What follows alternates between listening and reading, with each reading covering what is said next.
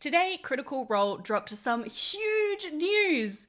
We are getting a Mighty Nein animated series! Oh my god, oh my god, oh my god, oh my god! Yes, Critical Role are partnering once again with Titmouse, the animation studio who made Legend of Vox Machina, to bring the chaos crew that is the Mighty Nein to the screen. And while this announcement is huge, it was also accompanied by further news that Amazon Studios has announced a multi-year exclusive overall TV and first look film deal with Critical Role. A film deal! Manifesting an EXU calamity film, please. Please, please, please, please, please. This is no surprise following the success of Legend of Vox Machina, which has a 100% critic rating on Rotten Tomatoes and has been greenlit for season 3, with Sam saying recently that they are aiming for 5 seasons. Travis is quoted in Variety as saying, "Critical Role's livestream campaigns are the spark that lit the flame for our worldwide audience. Seeing the stories and characters from our first campaign come to life in The Legend of Vox Machina was a dream realized, and we are absolutely buzzing with excitement to do it again with the Mighty Nein. But with today's announcement, we're confident that the stories we tell will keep expanding into realms of entertainment beyond what we can even imagine." Eagle-eyed critters guessed that something Mighty Nein related was coming since Critical Role recently filed for a trademark of the name Essic Thalis. I thought maybe we were getting a comic or a new book, which, you know, we might be, but clearly they were preparing for this announcement. I've long wondered whether we would see a Mighty Nein animated series, given that I've always maintained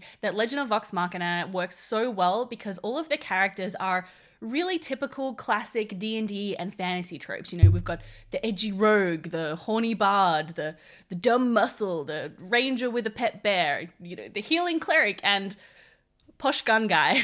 Hey, it's Posh Gun Guy. But the Mighty Nein are a little more out there. You know, the cast was pushing a little more outside of those tropes for campaign 2, leading to some, you know, interesting choices. However, I really think that at the core of all of these characters and stories is the relationships that grow between them, and that is always going to make for riveting entertainment, and I think that is what many people love about Critical Role. Okay, so just to touch briefly on the OGL situation, I think that this announcement really shows how far Critical Role has come from being a D&D show and how it is expanding into something more. I theorized in this video that Critical Role might release its own game system for them to use in campaign 4 so that they can just cut ties completely with Wizards of the Coast and D&D and strike out as a fully independent brand. Following the OGL controversy, Critical Role released a statement which, while not outright decrying the OGL, likely because they're still under contracts with Wizards of the Coast and D&D Beyond is a sponsor, that statement did show support for third-party creators. Linda Kadega of IO9 recently interviewed Matt and Marisha, and while that full interview has not been released yet,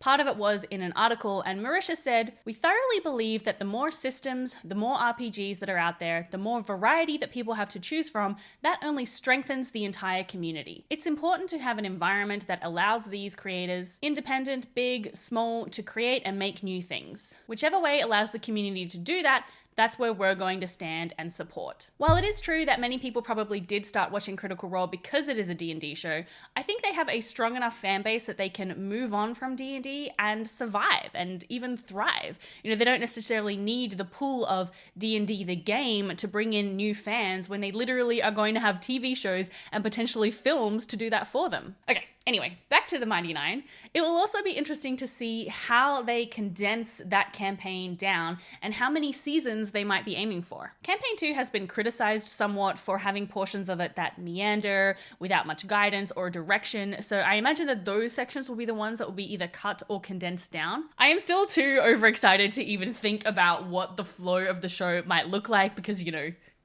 no thoughts, head empty right now, but I am definitely going to make a video in the future about what key plot points they might put into the animated series. But you know, there are just so many moments I can't wait to see. Like, I don't want to get into it because I don't want to give spoilers for people who haven't watched campaign 2, but I'll just say, Essic, Avantika, Kiri. I understand now how it must have felt when the Legend of Vox Machina Kickstarter was announced, because I joined Critical Role in campaign 2. I think I joined right when the deal with Amazon had just been announced. You know, I am a campaign 2 baby. The Mighty Nein is what made me fall in love with Critical Role, and I can even remember the exact pinpoint moment that I fell head over heels. I protect him. He's my boy, and I keep him safe. Make sure you are subscribed because I am going to be making lots of content about this series. I'm sure it is likely going to be years before it is released, but in the meantime, we can speculate and revisit Campaign 2 and get hyped. Keep the Mighty Nein hype going by checking out my reunion special breakdown series here, or you can watch my Legend of Vox Machina Season 2 reactions with my husband Jared here. Bye! I tried some new hair rollers today and I was not prepared for the volume.